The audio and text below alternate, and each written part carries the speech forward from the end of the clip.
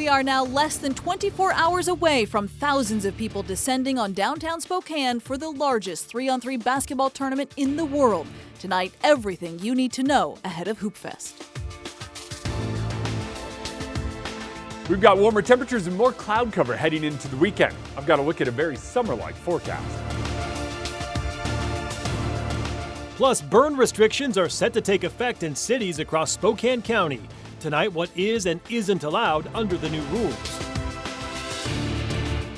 Good evening and thank you for joining us for KREM 2 News at 5. I'm Mark Hanrahan. It's good to have you here. I'm Whitney Ward. Only one more day, even less than a day, until Hoopfest 2024 officially kicks off. But already plenty is going on at Riverfront Park. Thousands of teams are preparing. That's where our coverage kicks off tonight. Let's get right to KREM 2 Shannon Mowdy down at Packet Pickup with more. Shannon?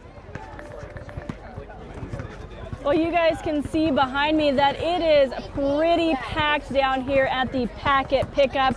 I just checked, there are about 4,700 teams that are participating this weekend.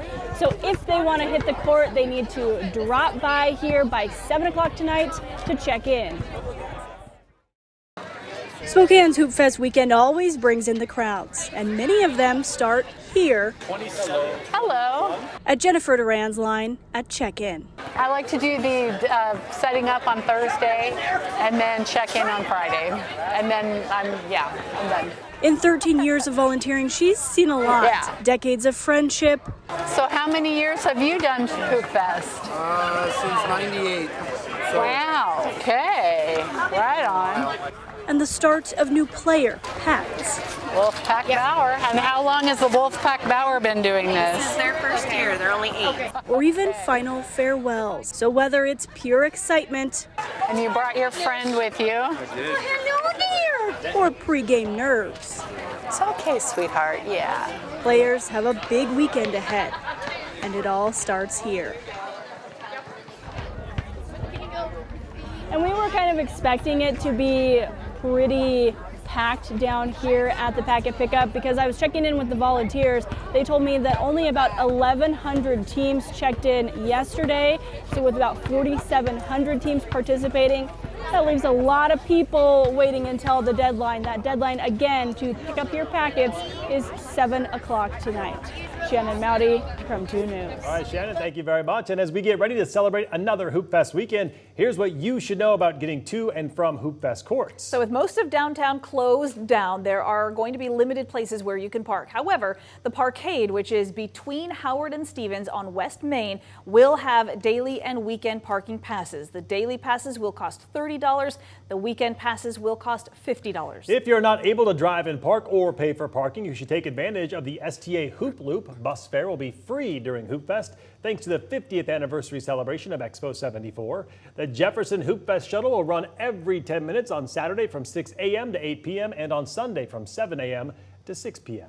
So we know downtown Spokane will be packed with people, which means it could be hard to find when and where your Hoopfest team is playing. But Hoopfest has made it easy to find with the Hoopfest app. When opening the app, you will see a plus sign there at the top of the screen. That's where you can add any team you want. Just click that and search for a team of your choosing. When that team pops up, you can click their name, and then this screen will allow you to see their current and their past games, where they will be playing, the bracket they're in, and all the players on that team. And if you're one of the thousands of people playing in Hoopfest, here's what you should be doing to avoid injuries. If you haven't started yet, make sure you start stretching to get nice and loose for the games. However, if you're unable to avoid injury, there is going to be plenty of trained medical professionals on standby to assist with healing. We spoke with Multicare this week, who handles the medical care for Hoopfest. They have several tents throughout downtown, along with equipment like a portable x-ray machine on site. There will also be ice tubs to help you cool down if you're experiencing symptoms of overheating, and both players and spectators will have access to care at these tents if needed. And what they can expect is to see a large group of folks with a diverse background and skill sets, both physicians, advanced practice providers, RNs, MAs, you name it, we'll have them all down there. So it's certainly good to know professional help will be available, but take any preventative measures to help yourself out. That includes proper hydration ahead of the busy weekend and, of course, stretching, as we previously mentioned. And right now on KREM.com, we have everything you need to know about Hoopfest, from parking to event maps. We've made it easy for you. Just text us the word Hoopfest, the number right there on your screen, 509-448-2000, and we'll send you that link. You can also text us your pictures from Hoopfest this weekend to that same number, and you might see those pictures on the air right here on KREM 2 News. And the other thing you're probably wondering about is the weather. So let's get right to our chief meteorologist, Jeremy Legoo. And Jeremy, it sounds like it's going to be practically perfect. Not too hot, not too cold, just right. Right. Sorry, I got ahead of myself. Just a couple of years ago, 2021, we topped out at 109 degrees tomorrow.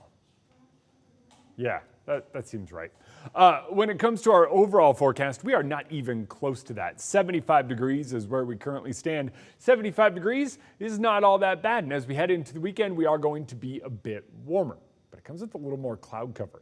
83 degrees tomorrow, 82 on Sunday, Monday 81 and even sunnier, but it comes with a lot of wind as we switch out air masses. All right, when it comes to 82 and 83, we have a ton of cloud cover, so that sun isn't going to be as big of a factor beating down on the buildings and the pavement. Sunday, we have a chance of an isolated shower. Zoom out with me. There it is. It sits off the coast. That mess of clouds you see way out there is eventually going to make its way toward us. This whole mess winds up being our cloud cover over the weekend. So here we go. Tomorrow morning, we wake up to mostly cloudy, partly cloudy skies. Eventually, we see a couple of breaks during the day. Clouds take over. Sunday, we'll wake up to showers up in the mountains, clouds down low. We'll see a little bit of sunshine and the possibility of a stray shower. But it really looks like most of the activity this weekend stays in the mountains. All right, Jeremy, thank you very much. Now to a big ruling from the U.S. Supreme Court that will have local impacts. In a 6-3 decision, justices ruled it is not cruel and unusual punishment to ban camping in public places. KREM 2's Nathan Hyun spoke with the local city and homeless leaders today. He is joining us here in the newsroom with what this decision will mean. Nathan? Well, it's a decision that many expected. The Supreme Court voted in favor 6-3 to allow cities to enforce stricter bans on homeless people sleeping outside in public places. Spokane City leaders tell me this will lead to a cleaner city, while homeless advocates tell me that won't be the case.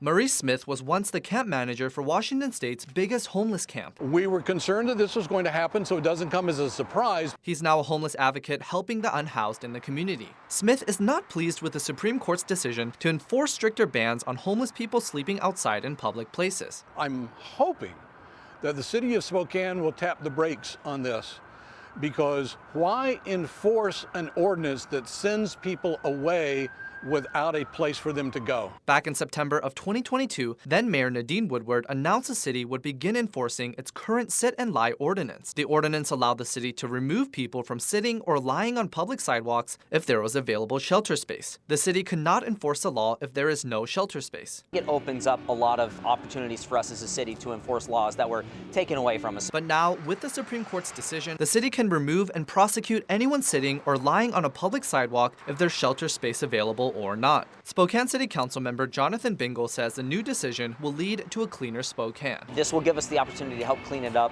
a little bit. We've made serious investments in mental health and in shelter space and in addiction services. Other homeless advocates like Julie Garcia with Jules Helping Hands disagree and says the city has to do more. We haven't prioritized mass amounts of treatment beds and access to mental health care. In a statement from Mayor Lisa Brown's office to KREM 2, it said, quote, "The city of Spokane has been and will continue to respond to unlawful camping and code violations. We are also working closely with nonprofit and community organizations that engage in outreach and provide paths to stability." The city says they are still responding to complaints of unlawful camping. The city's legal team, courts, and police are still reviewing the Supreme Court's decision. I did have a chance to speak with the Spokane County Sheriff's Office, who have helped with homeless cleanup. The Sheriff's Office tells me they still have to review the new decision, and its main focus is to not violate anyone's rights. In the newsroom, Nathan Hyun, KREM 2 News. All right, Nathan, thank you very much. And still to come on KREM 2 News at 5 tonight, the NHL draft is underway right now, and a Spokane Chiefs player is hoping to hear his name called. We'll take you to a watch party celebrating that big night coming up. Plus, Spokane County is set to test a new hate crime hotline created by state lawmakers. Still ahead, how it will work.